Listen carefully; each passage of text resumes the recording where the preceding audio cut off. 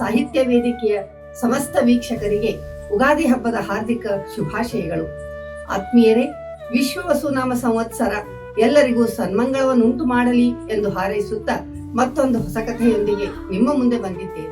ಮನುಷ್ಯನ ಜೀವನದಲ್ಲಿ ಸೋಲು ಗೆಲುವು ಎರಡೂ ಬಹುಮುಖ್ಯ ಪ್ರಾಮುಖ್ಯತೆಯನ್ನು ಪಡೆಯುತ್ತವೆ. ಸೋತು ಗೆದ್ದಾಗ ಸಿಗುವ ಆನಂದ, ಸುಖ, ಶಾಂತಿ, ನೆಮ್ಮದಿ ಅಪರಿಮಿತ, ಅನವರತ. ಅಂಥ ಒಂದು ಸತ್ಯ ಘಟನೆ ಆಧಾರಿತ ಕಥೆಯನ್ನು ಇಂದು ನಿಮ್ಮ ಮುಂದಿಡುತ್ತಿದ್ದೇನೆ. ಕಥೆಯನ್ನು ಕೇಳಿ ನಿಮ್ಮ ಅಭಿಪ್ರಾಯ ಅನಿಸಿಕೆಗಳನ್ನು ಕಾಮೆಂಟ್ ಬಾಕ್ಸ್ನಲ್ಲಿ ಹಾಕಿ ನಮ್ಮನ್ನು ಪ್ರೋತ್ಸಾಹಿಸಬೇಕು ಎಂದು ಕೇಳಿಕೊಳ್ಳುತ್ತೇನೆ. ಕಥೆಯ ಶೀರ್ಷಿಕೆ ಸೋತು ಗೆದ್ದವರು. ಶಾಮಣ್ಣ ಹಾಲಿನಲ್ಲಿ ಒಂದು ನಿಮಿಷ ಸಹ ನಿಲ್ಲದೆ ಶತಪಥ ತಿರುಗುತ್ತಿದ್ದಾರೆ. ಮುಖದಲ್ಲಿ ಏನೋ ದುಗುಡ, ಆತಂಕ, ಭಯ ಎದ್ದು ಕುಣಿಯುತ್ತಿವೆ. ಅವರ ಈ ವರ್ತನೆಯನ್ನು ಮಕ್ಕಳು, ಸೊಸೆಯಂದರು ಅಪಹಾಸ್ಯದಿಂದ ನೋಡುತ್ತಿದ್ದಾರೆ. ಇದನ್ನೆಲ್ಲ ಗಮನಿಸುತ್ತಿದ್ದ ಶಾಮಣ್ಣನ ಹೆಂಡತಿ ಶಾರದ ಗಂಡನ ಬಳಿ ಬಂದು ತುಸು ಅಸಹನೆಯಿಂದ "ಏನ್ರಿ?" ಎಂದಳು. ಆಕೆಯ ಮಾತಿಗೆ ಶಾಮಣ್ಣನಿಂದ ಯಾವುದೇ ಪ್ರತಿಕ್ರಿಯೆ ಬರಲಿಲ್ಲ. ಆಗ ಆಕೆ ಜೋರಾಗಿ "ಏನ್ರಿ, ಏನಾಗಿದೆ ನಿಮಗೆ? ಮಗಳು ಮನೆಗೆ ಬರೋದು ನಿಮಗೆ ಸಂತೋಷ ತಂದಿಲ್ಲೇನು?" ಎಂದರು.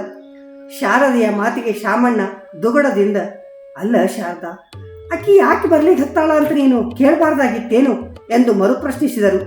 ಶಾರದೆ ಸಿಟ್ಟಿನಿಂದ "ಚಲೋದ ನಿಮ್ಮ ಮಾತು. ಮದುವೆಯಾಗಿ ಮೊದಲೇ ಸಲ ತವರು ಮನೆಗೆ ಬರ್ಲಿಕ್ಕೆ ಹತ್ತಾಳ. ಆ ಕೂಸಿಗೆ ಯಾಕೆ ಬರ್ತೀಯ ಅಂತ ಕೇಳೋದು ನ್ಯಾಯ ಏನು, ಯೋಗ್ಯನು? ನೀವೇ ಹೇಳ್ರಿ ನೋಡೋಣ."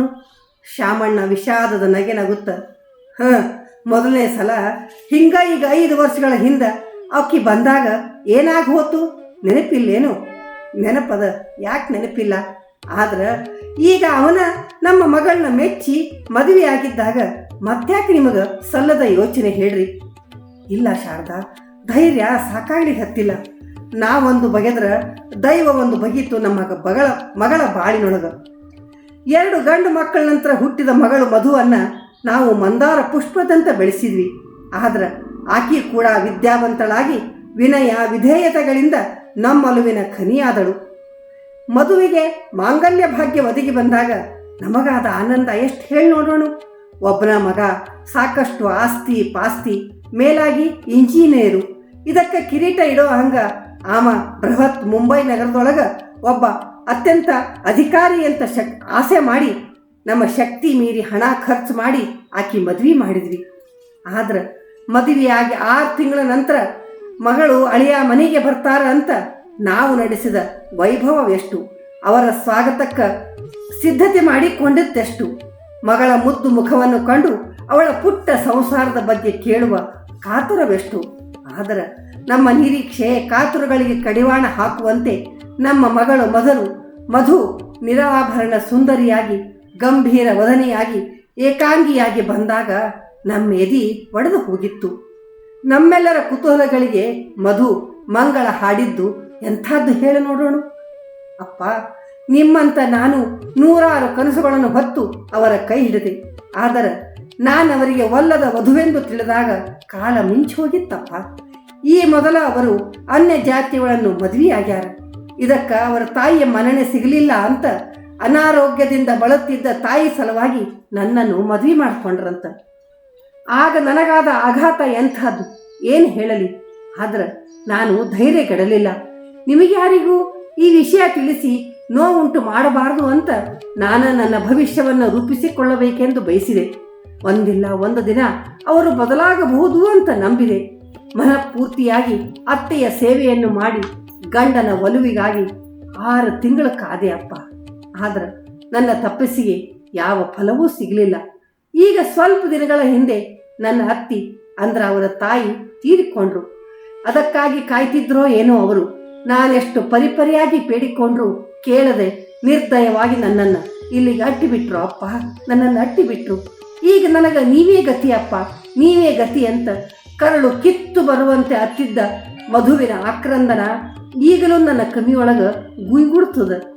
ಅನಂತರ ನಮ್ಮ ಯಾವ ಕಾರ್ಯಭಾರವೂ ಫಲಿಸದಿದ್ದಾಗ ವಿಧಿ ಇಲ್ಲದ ಮಗಳಿಗೆ ವಿಚ್ಛೇದನ ಕೊಡಿಸಬೇಕಾಗಿ ಬಂತು ಎಂದು ಶಾಮಣ್ಣ ನೋವಿನಿಂದ ತಮ್ಮ ಮುದ್ದು ಮಗಳ ಹಿಂದಿನ ಜೀವನದ ಪುಟ ತಿರುವಿದಾಗ ಶಾರದಾ ಕಣ್ಣೊರೆಸಿಕೊಳ್ಳುತ್ತ, ನೋಡ್ರಿ, ಹಿಂದಿಂದೆಲ್ಲ ಮರ್ತು ಬಿಡ್ರಿ.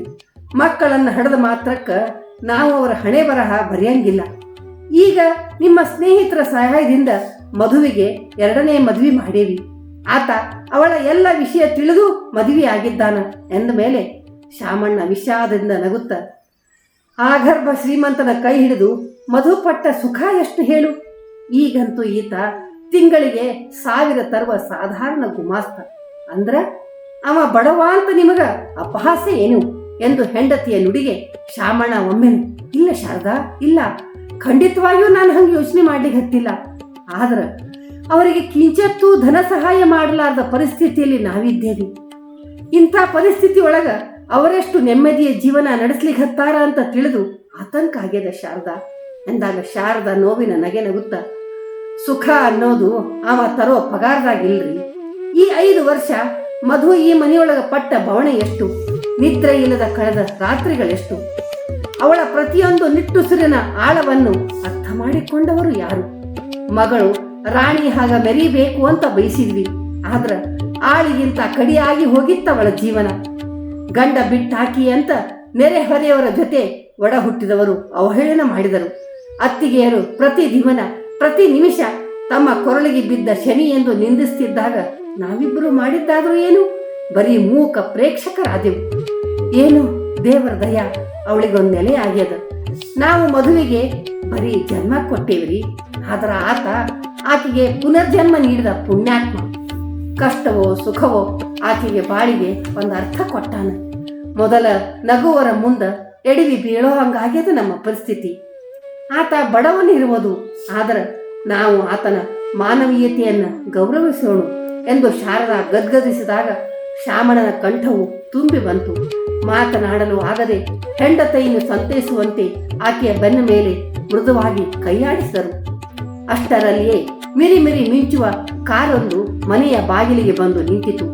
ಎಲ್ಲರೂ ಆಶ್ಚರ್ಯದಿಂದ ಹೊರ ನೋಡುತ್ತಿದ್ದಂತೆ ಕಾರಿನಿಂದ ಮಗಳು ಅಳಿಯ ಇಳಿದು ರಾಜ ಟಿವಿಯಿಂದ ಹೆಜ್ಜೆಯ ಮೇಲೆಂದು ಹೆಜ್ಜೆ ಇಡುತ್ತಾ ಒಳಗೆ ಬರುತ್ತಿದ್ದಾರೆ. ಇದು ಕನಸೋ ನೆನಸೋ ಒಂದೂ ತಿಳಿಯದೆ ಶಾಮಣ್ಣ ಶಾರದಾ ಕಕ್ಕಾ ಬಿಕ್ಕಿಯಾಗಿ ನಿಂತು ಬಿಟ್ಟಿದ್ದಾರೆ. ತಂದೆ ತಾಯಿಯ ಮನಸ್ಥಿತಿಯನ್ನು ಅರ್ಥ ಮಾಡಿಕೊಂಡ ಮಧುವಿನ ಕಣ್ಣು ತುಂಬಿ ಬರುತ್ತಿದ್ದರು. ಮೃದುವಾಗಿ ನಗುತ್ತಾ ಅವರಿಬ್ಬರನ್ನು ಬಾಚಿ ತಬ್ಬಿಕೊಂಡು, ಅಪ್ಪ ಅಮ್ಮ ಯಾಕೆ ಹಿಂಗೆ ನಿಂತು ಬಿಟ್ಟಿರಿ ಎಂದಳು. ಶಾಮಣ್ಣ ನಡುಗುವ ಧ್ವನಿಯಿಂದ, ಮಗು ಮಗು ಏನಿದೆಲ್ಲ, ಈ ಕಾರು ಮತ್ತು ಇದು ಎಂದಾಗ ಮಧು ಮೃದುವಾಗಿ ತಂದೆಯ 2 ಕೈ ಹಿಡಿದುಕೊಂಡು, ಇದು ನೀವು ನಿಮ್ಮ ಮಗಳಿಗಾಗಿ ಕಂಡು ಕನಸಲ್ಲವೇ ಅಪ್ಪಾಜಿ? ಆದ್ರೆ ಇದನ್ನ ಸಾಕಾರಗೊಳಿಸಿದವರು ಈ ನನ್ನ ದೇವತಾ ಮೂರ್ತಿ ಅಂದ್ರ ನಿಮ್ಮ ಅಳಿಯಂದ್ರು. ನೀವು ತಿಳಿದಂಗ ಇವರು ಸಾಮಾನ್ಯ ಗುಮಾಸ್ತರಲ್ಲ, 100 ಗುಮಾಸ್ತರಿಗೆ ಆಶ್ರಯದಾತರಾಗಿರುವ ಬಹುದೊಡ್ಡ ಕಾಫಿ ಎಸ್ಟೇಟ್ ಮಾಲೀಕರು ಎನ್ನುತ್ತಾ ಅಭಿಮಾನದಿಂದ ಆನಂದರಾಯರ ಕಡೆ ನೋಡಿದಾಗ ಆಕೆಯ ಕಂಠ ತುಂಬಿ ಬಂದಿತು. ಮಾತನಾಡಲು ಆಗಲೇ ಇಲ್ಲ. ಅದನ್ನು ಅರ್ಥ ಮಾಡಿಕೊಂಡ ಆನಂದರಾಯರು ಶಾಮಣ್ಣನ ಮುಂದೆ ಕೈ ಮುಗಿದು, ದಯವಿಟ್ಟು ನನ್ನನ್ನು ಕ್ಷಮಿಸಿ. ಆವತ್ತು ನಾನು ನಿಮಗೆ ತಿಂಗಳಿಗೆ ಸಂಬಳ ತರುವ ಗುಮಾಸ್ತನೆಂದು ಸುಳ್ಳು ಹೇಳಿದೆ. ಕಾರಣ ಇಷ್ಟೇ, 10 ತಲೆಮಾರು ಕುಳಿತು ತಿಂದರೂ ಕರಗಲಾರದಷ್ಟು ಶ್ರೀಮಂತಿಕೆ ನನಗಿದ್ದರೂ ನಾನೊಬ್ಬ ನೊಂದ ಜೀವಿ. ನನ್ನ ಸರಳ ಜೀವನದ ಸಿದ್ಧಾಂತಗಳಿಗೆ ಒಪ್ಪದ ನನ್ನ ಮೊದಲ ಹೆಂಡತಿ ನನ್ನನ್ನು ತಿರಸ್ಕರಿಸಿ ಹೋದಳು. ಅನಂತರ ನನಗೆ ಜೀವನದಲ್ಲಿ ಯಾವ ಉತ್ಸಾಹ ಇರದಿದ್ದರೂ ನನ್ನ ಹೆತ್ತವರಿಗಾಗಿ ಕರುಳು ಹಿಂಡುತ್ತಿತ್ತು. ಒಮ್ಮೆ ನಿಮ್ಮ ಸ್ನೇಹಿತರಿಂದ ಮಧುವಿನ ವಿಷಯ ತಿಳಿಯಿತು. ಅವಳನ್ನು ಪರೀಕ್ಷಿಸುವ ಸಲುವಾಗಿ ನಾನೊಂದು ನಾಟಕವಾಡಿದೆ. ಅದರಲ್ಲಿ ನನ್ನ ಮಧು ಗೆದ್ದು ನನ್ನ ಮನೆ ಮನಸ್ಸು ತುಂಬಿದಳು. ನಾವಿಬ್ಬರು ಜೀವನದಲ್ಲಿ ಸೋತು ಗೆದ್ದಿದ್ದೇವೆ. ನಮಗೆ ಯಾವತ್ತೂ ನಿಮ್ಮ ಆಶೀರ್ವಾದ ಇರಲಿ ಎನ್ನುತ್ತಾ ದಂಪತಿಗಳಿಬ್ಬರೂ ನಮಸ್ಕರಿಸಿದಾಗ ಶಾಮಣ್ಣ ಶಾರದೆಯರ ಹೃದಯ ತುಂಬಿ ಬಂದು ಮಾತನಾಡಲಾಗದೆ ಅವರಿಬ್ಬರ ತಲೆಯ ಮೇಲೆ ಕೈ ಆಡಿಸುತ್ತಾ, ಒಲವೇ ನಿಮ್ಮಿಬ್ಬರ ಬದುಕಾಗಲಿ, ಆ ಭಗವಂತನ ದಯೆ ಸದಾ ನಿಮ್ಮೇಲಿರಲಿ ಎಂದು ಮನಸ್ಫೂರ್ತಿ ಹಾರೈಸಿದರು.